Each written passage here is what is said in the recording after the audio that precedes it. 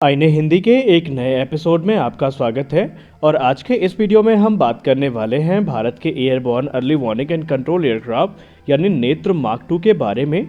दोस्तों, ये एयरक्राफ्ट कितने इंपॉर्टेंट है भारत के लिए, इसका अंदाज़ा आप इसी बात से लगा सकते हैं कि भारतीय वायुसेना इन्हें बड़ी संख्या में एक्वायर करना चाहती है, ताकि टू फ्रंट वॉर की स्थिति में भारतीय वायुसेना के पास एक जो एडवांटेज है वो बना रहे।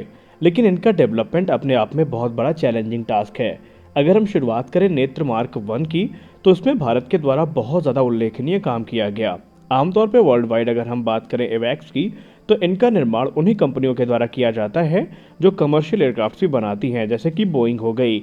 लेकिन भारत के केस में अगर हम बात करें तो यहाँ पर एक एक्सेप्शन देखने को मिलता है। फिर चाहे फाल्कन एवैक्स हो या फिर नेत्र मार्क 1 हो, इन सब में डीआरडीओ की भूमिका काफ़ी महत्वपूर्ण रही।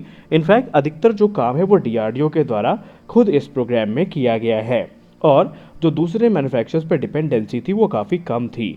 और अगर हम नेत्र मार्क 1 के मेजर कंपोनेंट्स की बात करें, तो इसमें आपको एसा बेस्ड प्राइमरी रडार देखने को मिलता है, आइडेंटिफिकेशन फ्रेंड और फो देखने को मिलता है, जिसे हम सेकेंडरी सर्विलेंस रडार भी कहते हैं। इसके अलावा electronic intelligence, signal intelligence system जहाँ पर होस्ट किए गए हैं, और ये पूरा का पूरा प्लेटफॉर्म एम्ब्रेयर के 145 प्लेटफॉर्म पर बेस्ड है। यानी जो हमारा नेत्र मार्क 1 है उसे एम्ब्रेयर 145 पर आधारित किया गया है, और इसके आने के बाद भारत की जो कैपेबिलिटी है वो काफ़ी ज़्यादा बढ़ गई है। इस सिस्टम में हमें फुल नेट सेंट्रिक कैपेबिलिटीज़ देखने को मिलती हैं, जो कि इसे multiple LOS, satellite communication data links, onboard mission computer से प्राप्त होती है।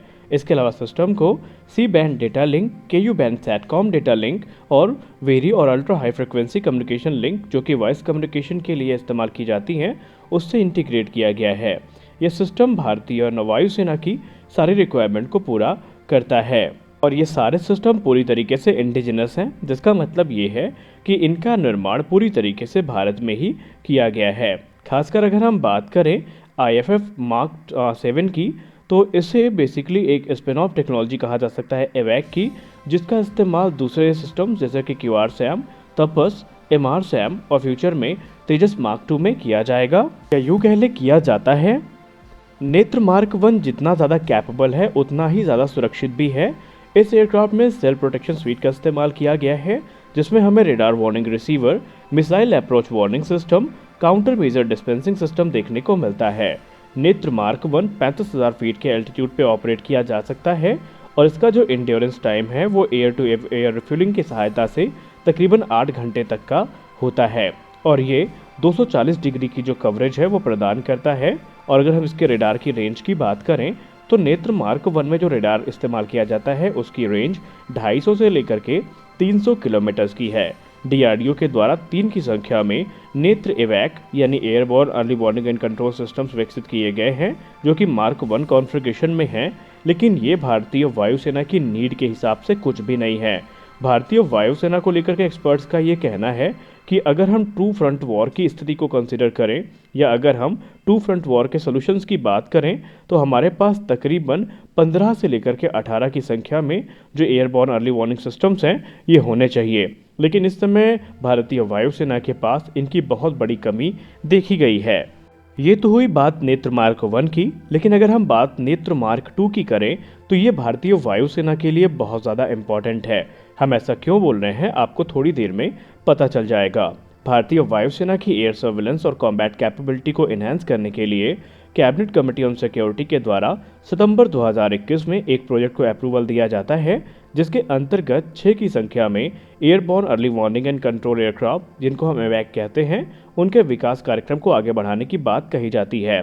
और इसकी जो अनुमानित लागत थी वो तकरीबन 10,990 करोड़ रुपए की थी। नेत्र मार्क 2 को pre own Airbus A321 aircraft पे बनाया जाना है, जिसमें मॉडिफिकेशन का जो वर्क है वो ऑलरेडी शुरू हो चुका है। ये प्लेटफॉर्म एम्ब्रेयर के 145 की तुलना में बड़ा भी होगा, और जो एयरक्राफ्ट इस्तेमाल किया जा रहा है वो काफ़ी ज़्यादा पावरफुल भी होगा। और डिफेंस एनालिस्ट ये मानते हैं कि ये प्लेटफॉर्म इतना कैपेबल होगा कि इससे इंडियन एयरफोर्स की सारी रिक्वायरमेंट्स पूरी करी जा चुकी होंगी। अगर हम इस एवैक की बात करें, तो इसमें gallium nitride based TR modules का इस्तेमाल होता दिखाई पड़ेगा। और अगर हम कवरेज की बात करें, तो एक तरफ जहां नेत्र मार्क 1 से हमें 240 डिग्री की कवरेज प्रदान की जाती थी, तो वहीं जो नेत्र मार्क 2 है इसकी जो कवरेज रेंज होगी वो 300 डिग्री तक होने वाली है।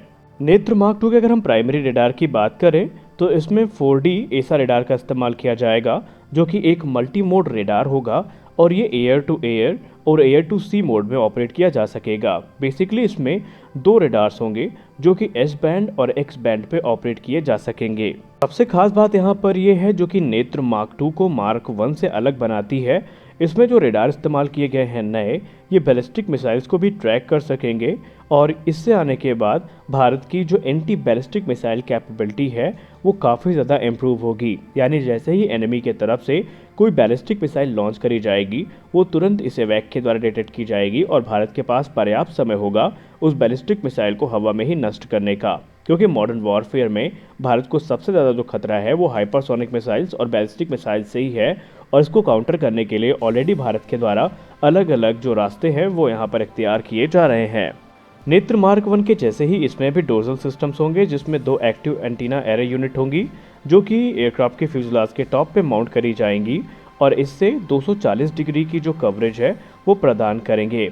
वही जो सेकेंडरी एसा रेडार है उसे एयरक्राफ्ट के नोज कोन पे प्लेस किया जाएगा जो कि ±30 डिग्री की जो कवरेज है वो एजीमुथ पे प्रदान करेंगी और जो दोनों रेडार्स हैं वो इंटीग्रेटेड आइडेंटिफाई फ्रेंड एंड फो के साथ में आएंगे जो कि इनकी कैपेबिलिटी को काफ़ी ज़्यादा इन्हेंस करेंगे। नेत्र मार्क वन के जैसे नेत्र मार्क टू को भी सुरक्षित रखने का पूरा प्रयास किया गया है और इसमें जो दूसरी इम्प्रूवमेंट करी गई हैं उसमें हमने देखा है कि सेल्फ प्रोटेक्शन स्वीट का इस्तेमाल किया जा रहा है जो कि dual colour missile approach warning system के साथ देखने को मिलेगा, जो कि इसे अतिरिक्त सुरक्षा प्रदान करेगा।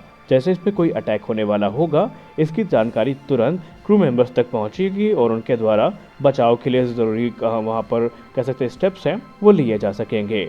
इस एयरक्राफ्ट की अगर हम ऑपरेटिंग एल्टीट्यूड की बात करें तो वो 30,000 से लेकर के 35,000 फीट के बीच में होगा और इसका जो इंड्योरेंस टाइम होगा वो 6.5 घंटे से ज़्यादा का होगा और माना जा रहा है कि एयर टू एयर रिफ्यूलिंग की अगर कैपेबिलिटी प्रदान करी गई तो ये चीज़ें और भी ज़्यादा एक्सपैंड करी जा सकती हैं।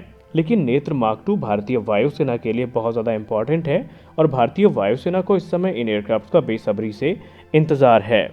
नेत्र मार्क टू में सैटकॉम यानी satellite communication, data link, identification friend and foe system, electronic counter measure system, self protection suite, chaff dispenser और डुअल ऑक्सिलरी पावर यूनिट को इनकॉर्पोरेट किया जाएगा।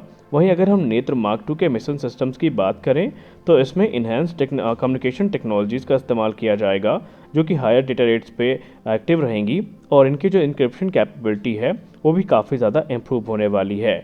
इसके अलावा इसे integrated air command and control system से इंटीग्रेट किया जाएगा। वीडियो में आगे बढ़ूं उससे पहले मैं आपको integrated air command and control system के बारे में बता दूं। दरअसल IACCS एक automated air defence command and control centre है जो कि IAF के एयर ऑपरेशंस को मॉनिटर करता है और कंट्रोल भी करता है। अब फाइनली आइए बात कर लेते हैं नेत्र मार्क टू के टाइमलाइन के बारे में कि ये एयरक्राफ्ट भारतीय वायुसेना को कब तक मिलेगा और क्या भारतीय वायुसेना इसके एडिशनल ऑर्डर्स को भी कंसीडर कर रही है। तो आइए एक बार इसकी टाइमलाइन पर नज़र डाल लेते हैं। एरो इंडिया 2023 के दौरान DRDO के ऑफिशियल से किए गए इंटरेक्शन के दौरान ये पता चला कि नेत्र मार्क टू की जो डिलीवरी है ये वर्ष 2025 में शुरू करी जाएगी और सभी के सभी 6 नेत्र 2 एयरक्राफ्ट जो हैं ये भारतीय वायुसेना को 2028 तक डिलीवर कर दिए जाएंगे। इस समय इंडियन एयरफोर्स एडिशनल 6 की संख्या में नेत्र एवैक को पुश कर रही है जो कि बेसिकली मार्क 1 कॉन्फ़िगरेशन के होंगे और उनमें गैलियम नाइट्राइड बेस्ड एसा रेडार का इस्तेमाल किया जाएगा जो कि मौजूदा नेत्र मार्क 1 में इस्तेमाल किए जाने रेडार से ज़्यादा पावरफुल होंगे और इसके लिए फंडिंग का जो अप्रूवल है वो बहुत जल्द माना जा रहा है गवर्नमेंट की तरफ से अप्रूव भी कर दिया जाएगा, क्योंकि डिफेंस एक्सपर्ट्स ये मानते हैं कि इस समय भारतीय वायुसेना में फोर्स मल्टीप्लायर जिसमें इवैक्स इसके अलावा मिड एयर रिफ्यूलर और ट्रांसपोर्ट एयरक्राफ्ट की कमी है जिसको जल्द से जल्द पूरा करना ज़रूरी है, क्योंकि 2 फ्रंट वॉर की स्थिति में ये चीज़ें अगर हमारे पास नहीं रहेंगी तो इसका जो विपरीत परिणाम है ये भारतीय वायुसेना को देखने को मिल सकता है। तो आज के अपने इस वीडियो में बस इतना ही। मिलते हैं अगले वीडियो में कुछ और अपडेट्स के साथ, तब तक के लिए जय हिंद।